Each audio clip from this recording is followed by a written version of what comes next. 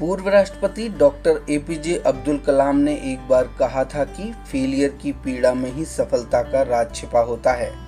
इसी तरह think and grow rich के लेखक नेपोलियन हिल ने कहा है कि अधिकतर महान लोगों ने अपनी सबसे बड़ी सफलताएं अपनी सबसे बड़ी विफलताओं के बाद ही हासिल की हैं।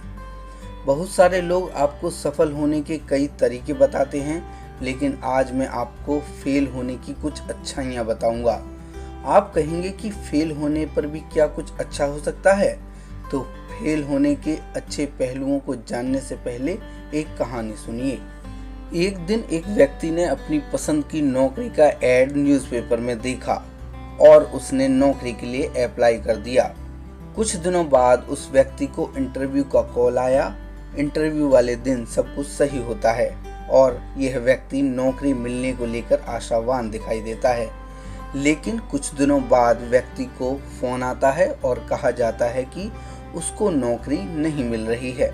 ऐसे में यह व्यक्ति खुद को हारा हुआ, दुखी, हताश और थोड़ा गुस्से में पाता है। नकारात्मक खबरें सुनने के बाद अक्सर ऐसा ही होता है। क्या आपके साथ भी ऐसा ही होता है? क्या आप भी अपने फेलियर की वजह से खुद को हारा हुआ महसूस करते हैं? ऐसा है तो चिंता की कोई बात नहीं, क्योंकि हमें बचपन से बताया गया है कि फेलियर एक खराब चीज है।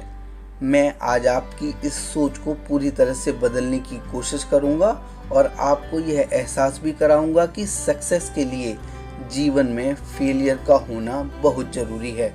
मशहूर मनोवैज्ञानिक और नोबेल पुरस्कार विजेता डेनियल कहनेमन और अमोस ट्वेस्की ने एक खोज की है। इस खोज के मुताबिक एक जीत के जितने लाभ होते हैं उसके मुकाबले हार के फायदे दोगुने होते हैं, यानी बड़ी जीत के लिए छोटी हार जरूरी होती हैं। अमेजन के संस्थापक जेफ बेजोस भी अपनी सफलता के लिए फेलियर को ही क्रेडिट देते हैं।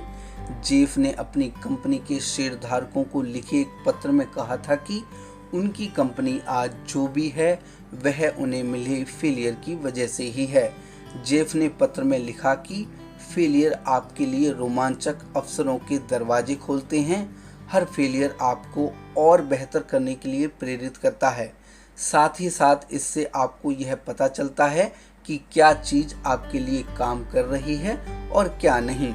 जेफ कहते हैं कि फेलियर को सक्सेस के टूल के रूप में देखना चाहिए।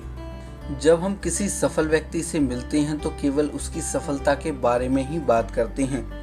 इस सफलता को पाने की कोशिश में वह कितनी बार फेल हुआ है यह कोई जानना नहीं चाहता, जबकि फेलियर का सामना करे बिना शायद ही कोई सफल होता है। महानायक अमिताभ बच्चन को करियर की शुरुआत में भारी आवाज़ की वजह से रेडियो पर काम नहीं मिला था। इसके बाद उन्होंने लगातार 9 फ्लॉप फिल्में दी, फिर वे सफल हुए। फेलियर को आप किस तरह लेते हैं यह पूरी तरह से आप पर निर्भर करता है, क्योंकि हर विफलता आपको कुछ न कुछ सिखाती है। फेलियर की राह में मिलने वाली सीख को समझकर जो आगे बढ़ता जाता है वह सफलता को पा लेता है। सफलता प्राप्त करने के लिए जितना जरूरी एक लक्ष्य और बेहतर योजना है, उतनी ही जरूरी फेलियर का सामना करने की ताकत भी है। जिस दिन आप तय करते हैं कि आपको सफल होना है, उसी दिन से अपने आप को फेलियर का सामना करने के लिए तैयार कर लेना चाहिए, क्योंकि फेलियर वह कसौटी है जिस पर आपको परखा जाता है कि आप सफलता के योग्य हैं या नहीं। यदि आप में दृढ़ इच्छा शक्ति है और आप हर विफलता की चुनौती का सामना कर आगे बढ़ने में सक्षम हैं, तो आपको सफल होने से कोई नहीं रोक सकता। अब जबकि आपको पता चल गया है कि फेलियर कुछ नहीं बल्कि सक्सेस के लिए एक जरूरी फोर्स है, तो अब आपको फेल होने से डर नहीं लगेगा। बस आपको अपने दिमाग को विजेताओं की तरह तैयार करना है और सफलता को प्राप्त करना है।